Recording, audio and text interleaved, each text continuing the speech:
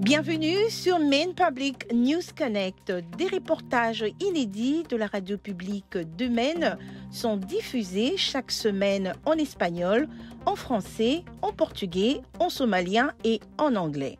Bienvenue à vous sur Maine Public News Connect et très heureuse de vous retrouver en ce vendredi 31 mars 2023. Je suis Victoire Liwanga et voici en détail les principaux titres de l'actualité de cette semaine. Les législateurs de l'État de Maine étudient le moyen d'élever les obstacles à l'obtention d'une licence pour les professionnels de santé immigrés qui ont des difficultés à relancer leur carrière aux États-Unis.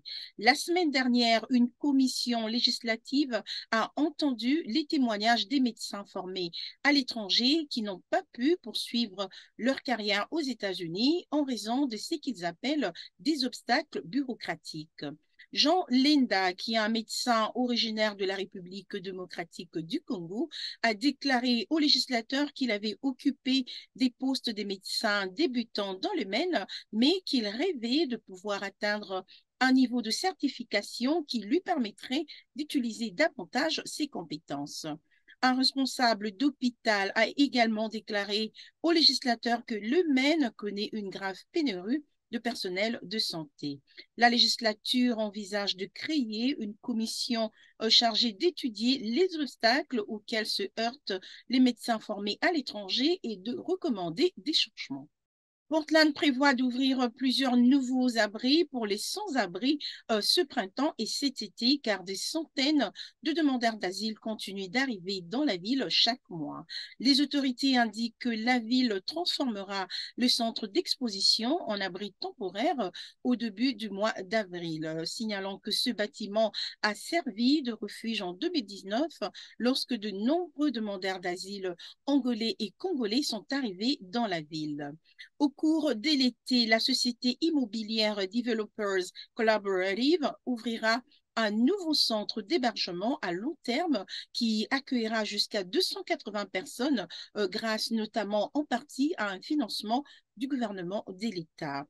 Plus de 780 demandeurs d'asile sont arrivés à Portland cette année et les autorités municipales ainsi que le groupe d'aide aux immigrés affirment qu'ils ont du mal à trouver suffisamment des places dans les centres d'hébergement pour tous ceux qui en ont besoin.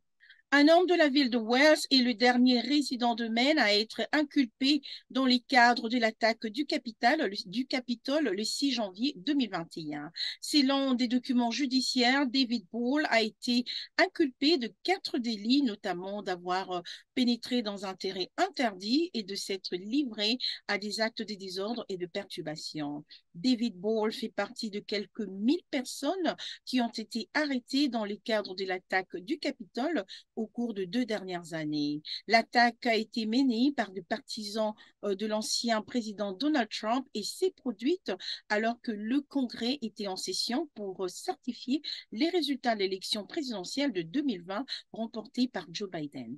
L'Université du Sud de Maine, USM, a reçu l'autorisation de construire un nouveau centre pour les arts sur son campus de Portland. Les autorités universitaires ont autorisé l'école à dépenser jusqu'à 63 millions de dollars pour le nouveau bâtiment qui abritera le programme de musique, d'art visuel et de théâtre de l'université. Les responsables de l'université affirment qu'ils s'attendent à ce que le centre génère des revenus grâce à ses galeries et à ses salles de spectacle.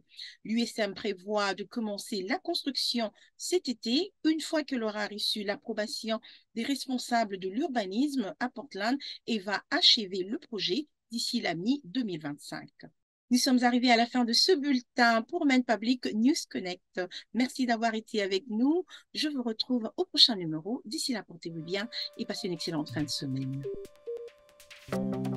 Maine Public News Connect est en partenariat avec des organismes exceptionnels de partout dans le Maine qui s'engagent à fournir un accès aux nouvelles et aux informations importantes pour tous. Nous tenons à remercier tout particulièrement les organismes suivants pour leur soutien et leurs efforts.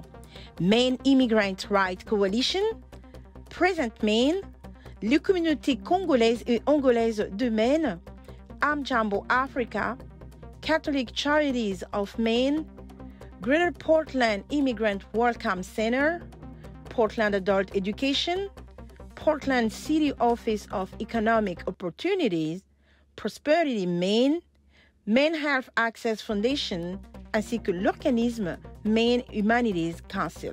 Maine Public News Connect est rendu possible par des donateurs individuels, des entreprises et des fondations de partout dans le Maine, en particulier Coastal Enterprises, Seaport Credit Union, Hannaford Supermarket, IDEX, Kohu et Patricia Ewan, Maine Health Access Foundation, Maine State Housing Authority et Sam L. Cohen Foundation. Nous vous remercions pour votre précieux soutien. Maine Public News Connect est aussi rendu possible par Kohu et Patricia Ewan qui s'engagent à combler les différences culturelles dans nos communautés. Juntos. Ensemble. Warajir. Junto. Seaport Credit Union. Together. Chez Maine Housing, nous savons qu'un logement abordable est primordial.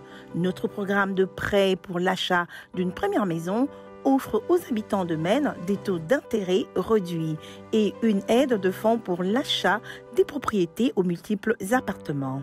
Et pour en savoir plus, consultez les sites internet mainehousing.org.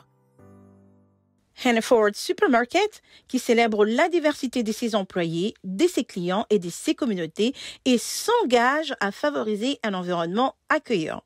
Ensemble, ils sont plus grands que des produits d'épicerie.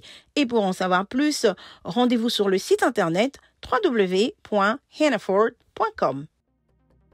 Si vous souhaitez également soutenir ce projet, veuillez contacter Corey Morrissey au 207 232 02 41.